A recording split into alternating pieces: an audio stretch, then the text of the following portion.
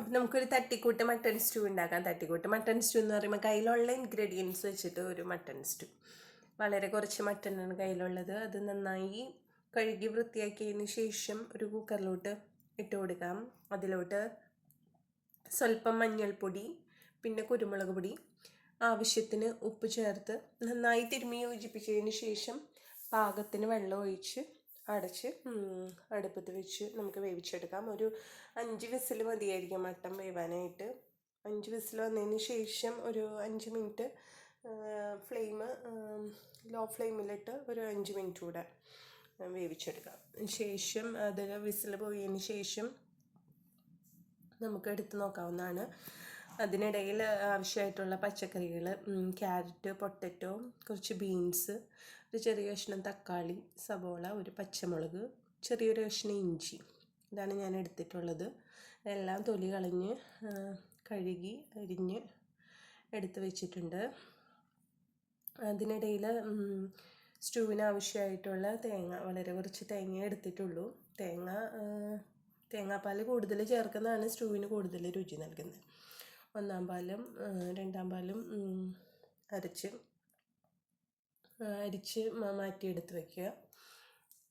ശേഷം വെന്ത മട്ടണിലോട്ട്, മട്ടൻ പാകത്തിന് വെന്തിട്ടുണ്ട്, അതിലോട്ട് അരിഞ്ഞു വെച്ചിരിക്കുന്ന പച്ചക്കറികൾ നമുക്ക് ചേർത്ത് കൊടുക്കാം. ഉപ്പ് പോരായ്ക ഉണ്ടെങ്കിൽ ആവശ്യത്തിന് ഉപ്പും വേകാൻ ആവശ്യമായിട്ടുള്ള വെള്ളവും ചേർത്ത് ഒരു വിസിൽ മതിയായിരിക്കും. വേണമെങ്കിൽ 2-ാം പാല് കുറച്ച് നമുക്ക് അതിൻ്റെ കൂടെ ആഡ് ചെയ്ത് കൊടുക്കാം. വെള്ളം പരമാവധി കുറച്ച് ചേർക്കുന്നതാണ് സ്റ്റൂവിന് വേവിച്ചെടുക്കാനായിട്ട് നല്ലത്. ഞാനിവിടെ കുറച്ച് വെള്ളം കൂടുതൽ ചേർത്തിട്ടുണ്ട്. പച്ചക്കറികൾ വെന്ത് വരുമ്പം അത് മാറ്റി വയ്ക്കുക. അതിനിടയിൽ നമുക്ക് കാച്ചാൻ ആവശ്യമായിട്ടുള്ള ചെറിയുള്ളി, വേപ്പിലയും അരിഞ്ഞു വെച്ചിട്ടുണ്ട്. ചീനച്ചട്ടിയിൽ പാകത്തിന് വെളിച്ചെണ്ണ ഒഴിച്ചു കൊടുക്കാം. അതിനിടയിൽ വെജിറ്റബിൾസിൻ്റെ വിസിലൊന്ന് കളഞ്ഞ് മാറ്റിയെടുക്കുക. ഇത് പാകത്തിന് പച്ചക്കറികൾ ഒരു വിസിൽ വരുമ്പോഴത്തേക്കും അത് വെന്തിട്ടുണ്ടാവും. അധികം വേവിൻ്റെ ഒന്നും ആവശ്യമില്ല. ഇതിൽ കുറച്ച് വെള്ളം കൂടുതലാണ്. വളരെ കുറച്ച് വെള്ളത്തിൽ വേവിച്ചെടുത്തിട്ട് 2-ാം പാലിലൊന്ന് തിളപ്പിച്ചെടുക്കുന്നതാണ് സ്റ്റൂവിന് രുചി കൂട്ടുക. അപ്പോൾ ഉള്ളി മൂത്ത് വന്നിട്ടുണ്ട്. നമുക്ക് ഈ പച്ചക്കറികളൊക്കെ അതിലോട്ട് ആഡ് ചെയ്തതിന് ശേഷം ഒന്ന് നന്നായി തിളപ്പിച്ചെടുക്കാം.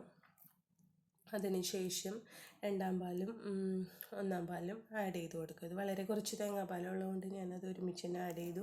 2-ാം പാൽ പച്ചക്കറികൾ ഒരു 1/4 വേവായതിന് ശേഷം 2-ാം പാലിലൊന്ന് വേവിച്ച് പിന്നീട് 1-ാം പാൽ ഒഴിച്ച് നല്ല കട്ടിപ്പരുവത്തിൽ എടുക്കുന്നതാണ് സ്റ്റൂവിന് രുചി കൂട്ടുന്നത്. ഇതൊരു തട്ടിക്കൂട്ട് സ്റ്റൂ കറിയാണ്, അതുകൊണ്ടിത് ഇങ്ങനെയൊക്കെയാണ് പ്രിപ്പയർ ചെയ്തിരിക്കുന്നത്. അപ്പോൾ ഒരു അടിപൊളി തട്ടിക്കൂട്ട് സ്റ്റൂ കറി ഇവിടെ റെഡി ആയിട്ടുണ്ട്. നമുക്ക് ഇത് ബ്രെഡിൻ്റെ കൂടെയോ അപ്പത്തിൻ്റെ കൂടെയോ ചപ്പാത്തിയുടെ കൂടെയൊക്കെ നമുക്ക് കഴിക്കാവുന്നതാണ്. അപ്പോൾ താങ്ക് യു.